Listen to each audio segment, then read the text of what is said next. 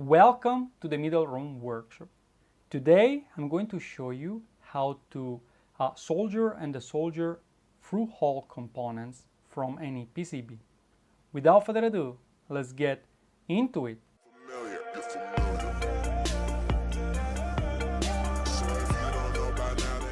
If it is your first time to deal with electronics, in particular soldering and desoldering, or it's been a while for you to actually perform soldering and soldering, I highly recommend you doing some practice to train with something else before to actually put your hand onto the actual board that it is that you have to either repair, modify, or that one DIY project that you want to tackle on. Now, there are several ways that you can make practice for both soldering and desoldering. Some of which, for example, is to look for some scrap board. So as you can see on my bench, I have laid a bunch of things. Now these are scrap board, these are DIY kit for training purposes and for DIY. Now, depending on the project that you are intending to tackle, you might want to find something that is more or less challenging to tackle. For example, this one has large components, leaving the underside has large components, and so the desoldering of those components is generally a little bit easier, okay, than, for example, surface mounted components, which are these components that are actually just on the surface. And now the video is going to be dedicated to through-hole components. Through-hole components, they are basically components that they have pins, okay? Each component has pins that goes through the PCB, through the printed circuit board. And so you have the terminal welded on the underside of it, okay? While surface mounted, they are just living onto one side, onto one surface. And so as you can see, we got surface mounted component on both sides. And so you will need to find something that actually matches the level of difficulties of the project that you are trying to tackle on. This video is sponsored by NextPCB. Right now, NextPCB offers a free prototyping, which means that for $0 you will get 1 to 4 layers PCB. To get an instant quote, you just follow the Learn More, an instant quote. Here you're directed to a form. If you got your file, you can simply upload your file. This will populate all of the informations for you and will also give you access to the Gerber viewer, where you can actually double check your design before to send it for manufacturing. Alternatively, you can simply select some of the information, the various options, and up to 100 millimeters times 100 millimeters, 5 pieces, you will see that you can get away with absolutely $0 in 48 hours build time. If you are a new user, you will also get a $100 coupon on sign up. You also get a 40% price reduction for larger projects, 4 layers PCB, and additional discounts for 6 to 20 layers board.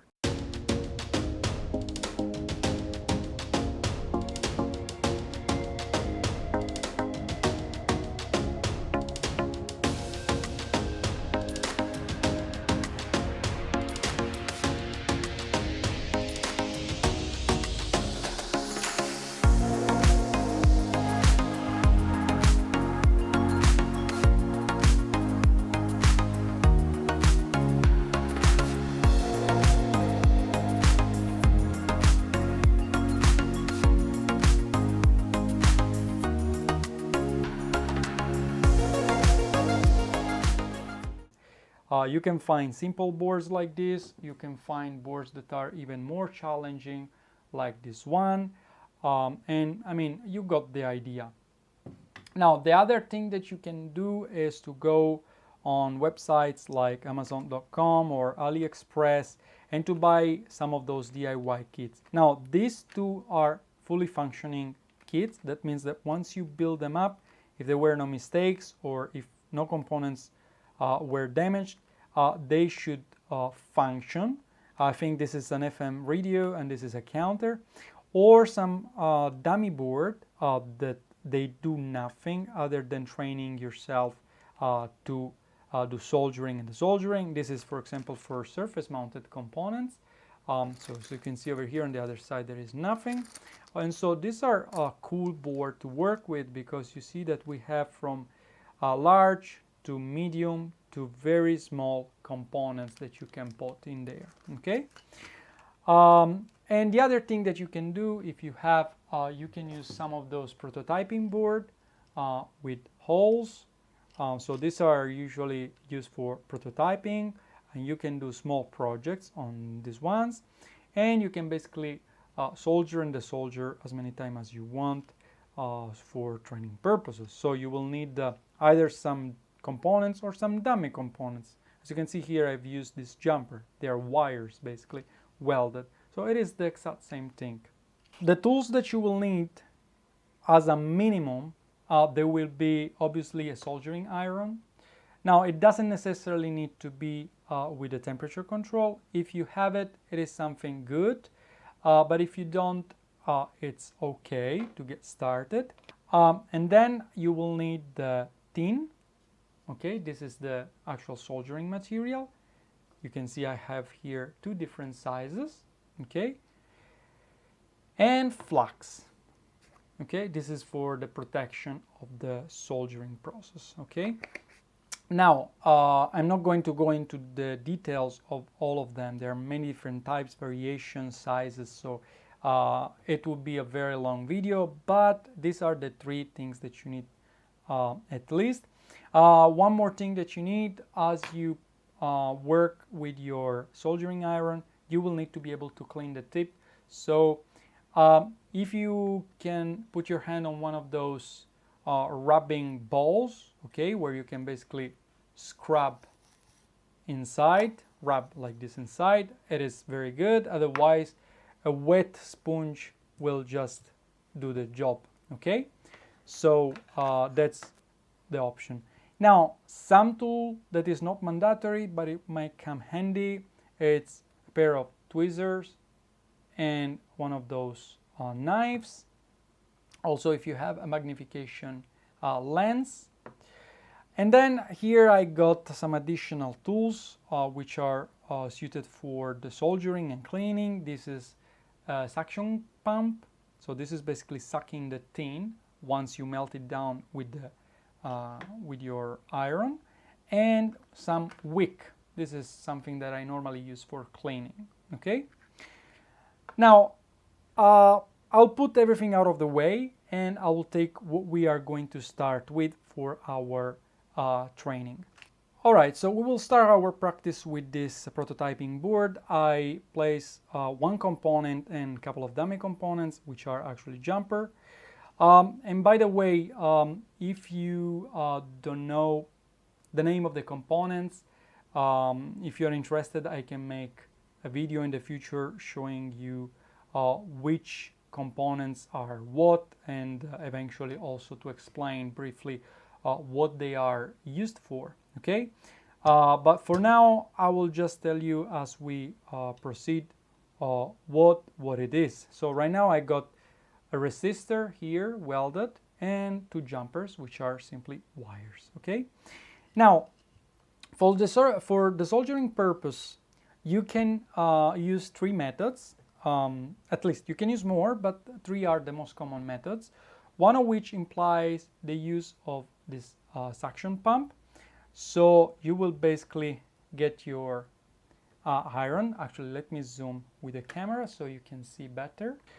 So one of it uses the tin, the soldering gun, and the suction pump. So all you will need to do is to warm up the pad and the terminal, and then to take the pump and to basically trigger it. So as you can see, this pump has a spring-loaded piston. You can put down the piston or plunge, as you call it, and then you can trigger it through this button, okay? And so It is very simple. You just go close to the pin, warm up the pin at the top, and then you can use this to actually remove the material. Now, sometime you will see that you have just a little bit of tin there on the terminal, and so it is not sufficient for your suction pump to actually suck it out. So what I suggest you to do, and I know that this now might sound a little bit counterintuitive, is to add a little bit more soldering material or tin. So I'll do that right away. Now the reason for doing that, it's because like this, you're going to create a bigger ball or bubble of tin, and so there will be more volume for the suction pump to actually suck. So I'm going to do that now.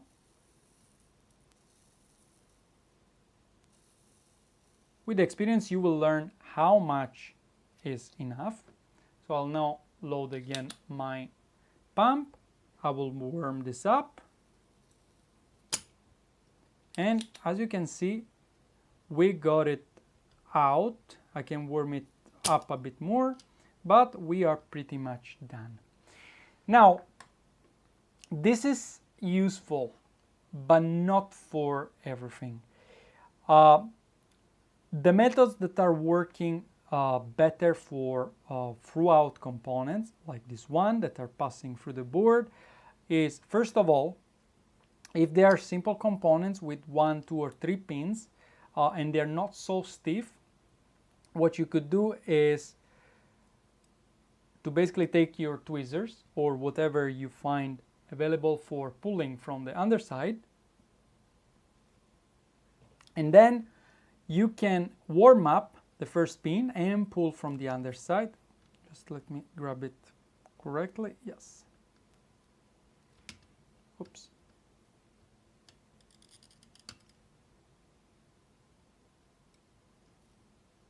Okay. And now I will do also the other side. There we go. And so our first component is out. Now this is going to work oftentimes with resistors or with condenser if the lid hasn't been pushed all the way through, so it's not that stiff, because you need a little bit of flexibility to do that. Another way that you can use to pull things out is to actually put a lot of tin in between all of the pins. This is actually commonly used for multi-pin components, and to then use the soldering iron to warm all of the volume up, and so that you can then easily and safely extract the components. So I'll get another board for the purpose so that I can actually show you how to do that. So let me see over here. There we go. So we got in this board a small transistor. You can see this black element here next to the green one. And so a transistor usually is a 3-pin component. And so it's not so easy to remove in the method that I just showed you, even if you can use rocking back and forth with the heat, and you will still be able to do it. But I'm going to show you that now.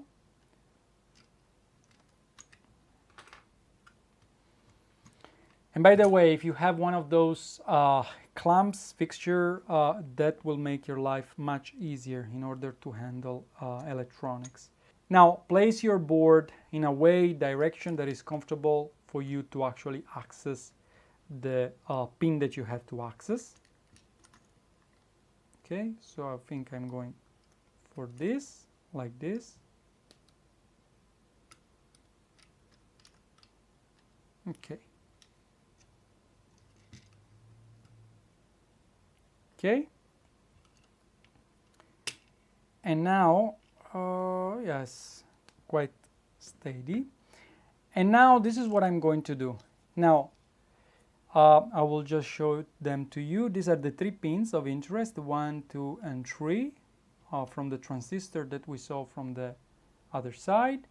And so what I'm going to do first, I'm going to add additional tin. So first I'll use some flux here. and I'm going to fill this in, warm up the pins, and there we go. So I just created a small bridge between them, okay? Now by doing so, now I can grab the transistor from the back side, okay? And I can just warm this up. There we go. And as you can see, that was very, very easy to do. Let me see if I can put this into focus. There we go. So these are 3 pins, okay? And so this is some of the methods that you can use. If we would have liked to desolder these green components, which is a condenser, I will use what I did earlier. So I will just hold this from the bottom, and I'm going to rock back and forth. First I will warm up one pin, now the other. Let me see if I actually grabbed the correct one, because I'm not sure. No, I grabbed the correct one, but I didn't warm up the correct pin. So this is one. There we go. And that was fairly easy. Now, one thing that you need to pay attention to when dealing with soldering and desoldering is that you want to keep the soldering iron the right amount of time, because the last thing that you want is to actually damage either the component that you are swapping or the neighboring components, or you can actually damage the pad. You can detach the pad where the component actually sits, okay, which is this one, for example, here.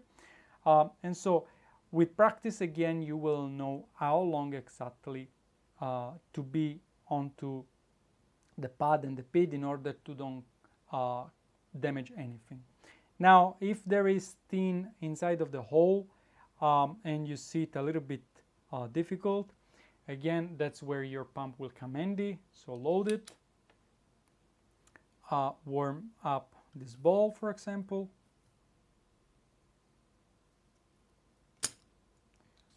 And as you can see, we got the tin out of the hole. Let me do it also with the next one.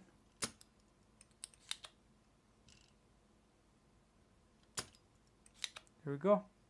Now you see that the 2 holes are actually free. All right. Let's now step into soldering techniques, and I'm going to show you the only one that you will need to use for this kind of components. So let me actually get back my prototyping board. All right, so we can actually solder the condenser that we just removed. Actually, let me start first with the resistor that I got somewhere. Yeah, there we go. Now, what you want to do when soldering anything, usually the components, when you buy them, they come with long leads, as you can see. So you have plenty of space to actually insert them and do whatever it is that you need to do. So first of all, you will need to bend the component, the legs of the components, the terminals, at the reasonable width so that they can actually fit where they are meant to.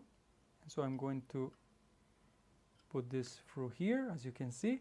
Then what you will want to do, you want to rotate, and you can bend it outwards. Okay, so this is going to keep it in place for you. Now I hope I'm going to be able to show you what I'm going to do.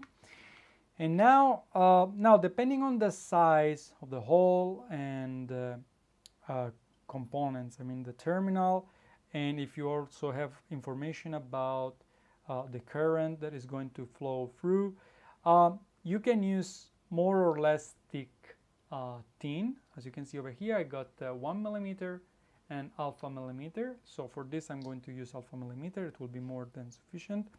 It is very important that where you're going to apply the welding is always clean. So for that purpose, you might want to use some isopropylic alcohol, as you can see over here. And then if you have some cotton pads or a little bit of kitchen paper, you can go and just do this job, okay? So once that is done, again, take your soldering iron, dip the tin onto the, let me see if I can show you here, yes, onto the flux. This is very important for the successful connection. And now this is what you will need to remember. You want to touch with the tip of your soldering iron both the pad and the terminal that you are trying to join. And you want to do that for a fraction of a second, okay? So that it warms up entirely. Once that is done, you can dip in a little bit of tin. So let's do that.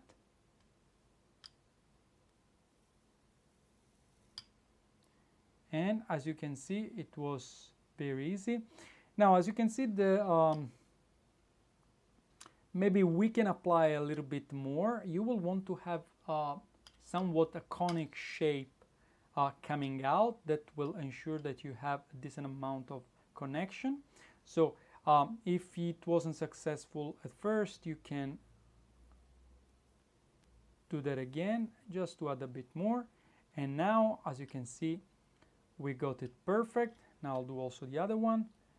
Again, wet it up with a flux.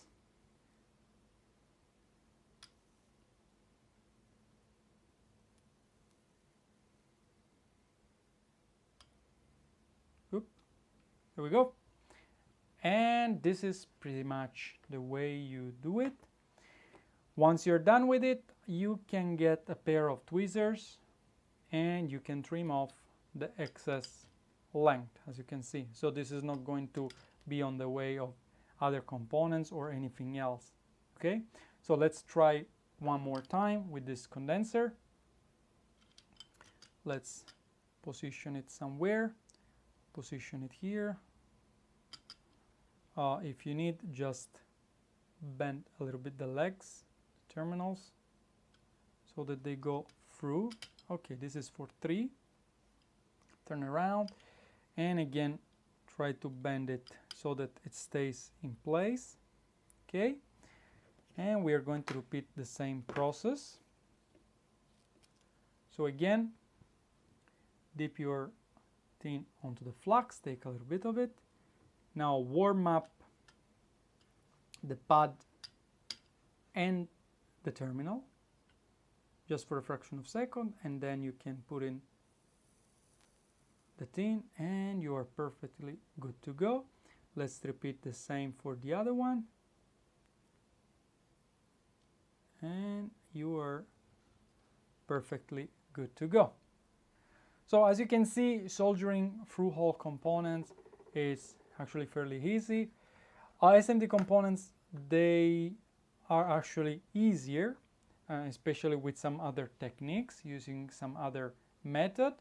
But you got the idea. So again, once you're done, don't forget to clean up everything. Now, one thing that I forgot mentioning, before you even start, it is always very important to have an extractor or something that pushes the fumes generated by the soldering away from you. The fumes are actually toxic. Now we did a little bit of welding and I know how to stay away from it, but you absolutely don't want to breathe that. So if you have an extractor, use it. If you don't have an extractor, you can take any kind of fan. You can see over here, let me actually zoom out so that I can show you. You can see over here I got a very simple fan, okay? So you can put them and just to blow across your working surface, working bench. Or if you don't have anything like that, just try and sit by a window just to have a little bit of air flowing through. You absolutely don't want to breathe that. All right, as you can see, it is fairly simple. once you try this a bunch of time, you will take the hand of it and you will feel it more natural. Now, obviously, I've showed you the basics, and with this you can already tackle a lot of projects. However, bear in mind that projects can be more or less complex depending on the complexity, depending on the components that you have to weld, depending on the location where you have to do this welding, or actually soldering and desoldering. You will need to use more or less precaution. You might also need to change the technique at all. There are other techniques that I haven't been showing you in this video, but it's worth for you knowing that if you find yourself on a tricky situation, that means that most probably you need to use different technique that I haven't shown you today in this video. Other than that, practice will improve your skills, and hopefully you will be on your way for your DIY projects or repair projects. Now, I hope you found this video helpful. If you want to know more about electronics, leave it in the comment section below. I will try to make a video for it. And again, if you're looking for a PCB manufacturer, NextPCB has all you need to get you started and on time. Right now, you get free prototyping. That means with $0, 1 to 4 layers PCBs. And for new users, you will also get $100 on sign up. For the time being, I hope you liked the video. And if you liked it, click the thumbs up button below. And don't forget to subscribe to my channel if you want to see more videos like this one. Ciao for now.